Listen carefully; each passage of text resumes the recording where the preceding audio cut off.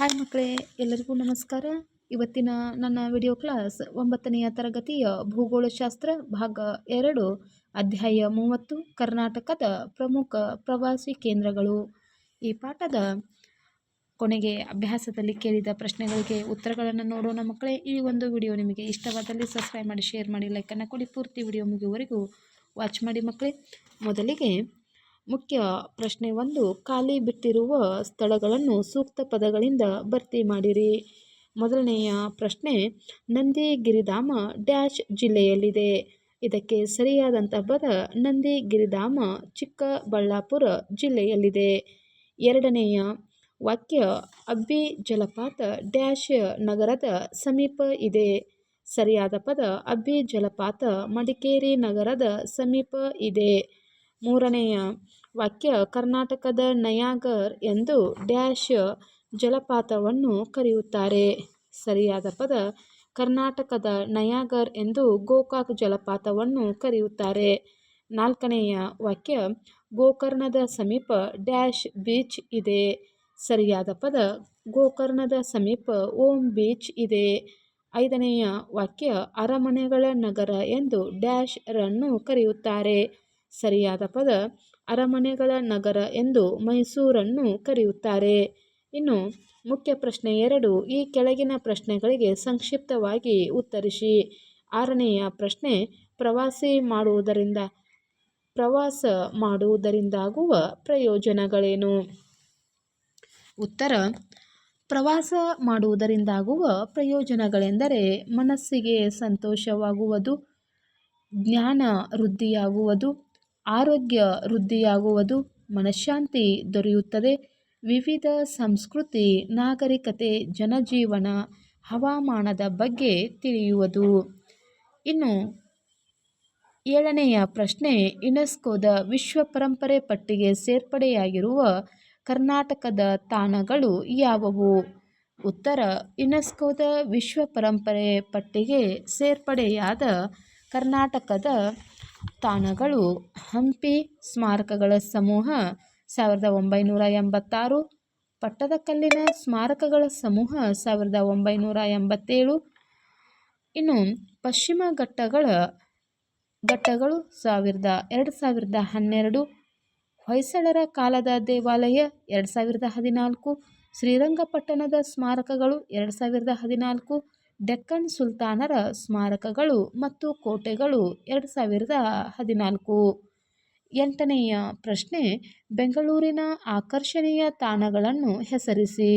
ಉತ್ತರ, ಬೆಂಗಳೂರಿನ ಆಕರ್ಷಣೀಯ ತಾಣಗಳು ಕಬ್ಬನ್ ಪಾರ್ಕ್ ಉದ್ಯಾನವನ, 2ನೇದಾಗಿ ಲಾಲ್ಬಾಗ್ ಉದ್ಯಾನವನ, 3 ವಿಧಾನಸೌಧ ಕಟ್ಟಡಗಳು, 4 ವಿಕಾಸಸೌಧ ಕಟ್ಟಡಗಳು, 5 ಉದ್ಯೋಗ ಸೌಧ ಕಟ್ಟಡಗಳು.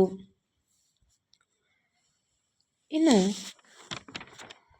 ಉಚ್ಚ ನ್ಯಾಯಾಲಯ ಕಟ್ಟಡಗಳು, ನೆಹರು ತಾರಾಲಯ, ವಿಶ್ವೇಶ್ವರಯ್ಯ ಕೈಗಾರಿಕಾ ಮತ್ತು ತಾಂತ್ರಿಕ ವಸ್ತು ಸಂಗ್ರಹಾಲಯ, ಸ್ವಾತಂತ್ರ್ಯ ಉದ್ಯಾನವನ. ಇನ್ನು 9ನೇದಾಗಿ ಕರ್ನಾಟಕದ ವನ್ಯಜೀವಿ ಧಾಮಗಳನ್ನು ಹೆಸರಿಸಿ. ಈ ಪ್ರಶ್ನೆಗೆ ಉತ್ತರವನ್ನು ನೋಡೋಣ. ಕರ್ನಾಟಕದ ವನ್ಯಜೀವಿ ಧಾಮಗಳೆಂದರೆ ಮೇಲುಕೋಟೆ ವನ್ಯಜೀವಿ ಧಾಮ, ಕಾವೇರಿ ವನ್ಯಜೀವಿ ಧಾಮ, ಮೂಕಾಂಬಿಕೆ ವನ್ಯಜೀವಿ ಧಾಮ, ಕಪ್ಪತಗುಡ್ಡ ವನ್ಯಜೀವಿ ಧಾಮ, ಜೋಗಿಮಟ್ಟಿ ವನ್ಯಜೀವಿ ಧಾಮ, ಭೀಮಗಢ ವನ್ಯಜೀವಿ ಧಾಮ, ಚಿಂಚೋಳಿ ವನ್ಯಜೀವಿ ಧಾಮ, ತಲಕಾವೇರಿ ವನ್ಯಜೀವಿ ಧಾಮ ಇತ್ಯಾದಿಗಳು ಕರ್ನಾಟಕದ ವನ್ಯಜೀವಿ ಧಾಮಗಳಾಗಿವೆ. ಇನ್ನು 10ನೆಯ ಪ್ರಶ್ನೆ, ಕರ್ನಾಟಕದ ಪ್ರಮುಖ ಜಲಪಾತಗಳನ್ನು ಹೆಸರಿಸಿ. ಉತ್ತರವನ್ನು ನೋಡೋಣ. ಕರ್ನಾಟಕದ ಪ್ರಮುಖ ಜಲಪಾತಗಳೆಂದರೆ ಮಂಡ್ಯ ಜಿಲ್ಲೆಯ ಗಗನಚುಕ್ಕಿ ಮತ್ತು ಭರಚುಕ್ಕಿ ಜಲಪಾತ, 2 ಮಡಿಕೇರಿ ಸಮೀಪದ ಅಬ್ಬಿ ಜಲಪಾತ, 3 ಚಿಕ್ಕಮಗಳೂರು ಜಿಲ್ಲೆಯ ಹಬ್ಬೆ ಮತ್ತು ಕಲ್ಹತ್ಗಿರಿ ಜಲಪಾತ, ಉತ್ತರ ಕನ್ನಡ ಜಿಲ್ಲೆಯ ಉಂಚಳ್ಳಿ ಮತ್ತು ಮಾಗೋಡು ಜಲಪಾತ, ಬೆಳಗಾವಿ ಜಿಲ್ಲೆಯ ಗೋಕಾಕ್ ಜಲಪಾತ ಇವು ಕರ್ನಾಟಕದ ಪ್ರಮುಖ ಜಲಪಾತಗಳಾಗಿವೆ. ಇನ್ನು 11ನೆಯ ಪ್ರಶ್ನೆ, ಕರ್ನಾಟಕದ ಪ್ರವಾಸೋದ್ಯಮ ಇಲಾಖೆಯ ಧ್ಯೇಯ ವಾಕ್ಯ ಯಾವುದು?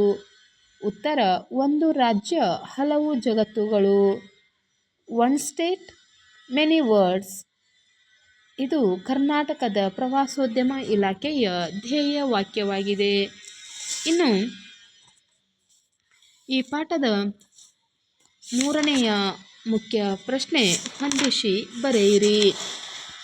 ಮೊದಲನೆಯದಾಗಿ ಪಟ್ಟಿಯಲ್ಲಿರುವಂತಹ ಪದಗಳನ್ನು ನೋಡೋಣ. ಬಿಳಿಗಿರಿ ರಂಗನ ಬೆಟ್ಟ, 2 ಗಾಂಧಿ ಭವನ, 3 ನಾಗರಹೊಳೆ, 4 ಮೈಸೂರು, 5 ಉಡುಪಿ. ಇವಕ್ಕೆ ಪದಗಳನ್ನು ಹೊಂದಿಸೋಣ. ಇವು ಪಟ್ಟಿಯಲ್ಲಿರುವಂತಹ ಪದಗಳು: ರಾಜೀವ್ ಗಾಂಧಿ ರಾಷ್ಟ್ರೀಯ ಉದ್ಯಾನವನ, ಚಾಮರಾಜನಗರ ಜಿಲ್ಲೆ, ಸೇಂಟ್ ಮೇರೀಸ್ ದ್ವೀಪ, ಡಿ ನಂದಿ ಬೆಟ್ಟ, ಇ ಚಾಮುಂಡಿ ಬೆಟ್ಟ, ಎಫ್ ನವಿಲುಧಾಮ. ಮೊದಲನೆಯದಾಗಿ ರೋಮನ್ ಸಂಖ್ಯೆ 1 ಬಿಳಿಗಿರಿ ರಂಗನ ಬೆಟ್ಟ, ಇದಕ್ಕೆ ಸರಿ ಹೊಂದುವ ಪದ ನವಿಲುಧಾಮ. ಗಾಂಧಿ ಭವನ, ಇದಕ್ಕೆ ಸರಿ ಹೊಂದುವ ಪದ ನಂದಿ ಬೆಟ್ಟ. 3 ನಾಗರಹೊಳೆ, ಇದಕ್ಕೆ ಸರಿ ಹೊಂದುವ ಪದ ರಾಜೀವ್ ಗಾಂಧಿ ರಾಷ್ಟ್ರೀಯ ಉದ್ಯಾನವನ. ಇನ್ನು 4ನೇದಾಗಿ ಮೈಸೂರು, ಇದಕ್ಕೆ ಸರಿ ಹೊಂದುವ ಪದ ಚಾಮುಂಡಿ ಬೆಟ್ಟ. ಇನ್ನು 5ನೇದಾಗಿ ಉಡುಪಿ, ಇದಕ್ಕೆ ಸರಿ ಹೊಂದುವಂಥ ಪದ ಸೇಂಟ್ ಮೇರೀಸ್ ದ್ವೀಪ. ಮಕ್ಕಳೇ, ಇದುವರೆಗೂ ಕರ್ನಾಟಕದ ಪ್ರಮುಖ ಪ್ರವಾಸಿ ಕೇಂದ್ರಗಳು ಈ ಪಾಠದ ಸಂಪೂರ್ಣ ಪ್ರಶ್ನೋತ್ತರಗಳನ್ನು ನೋಡಿದ್ದೇವೆ. ಈ ಒಂದು ವಿಡಿಯೋವನ್ನು ವೀಕ್ಷಿಸಿದಂತಹ ಎಲ್ಲ ಮಕ್ಕಳಿಗೂ ತುಂಬು ಹೃದಯದ ಧನ್ಯವಾದಗಳು. ಟೇಕ್ ಕೇರ್ ಮಕ್ಕಳೇ. ಬಾಯ್. Thank you.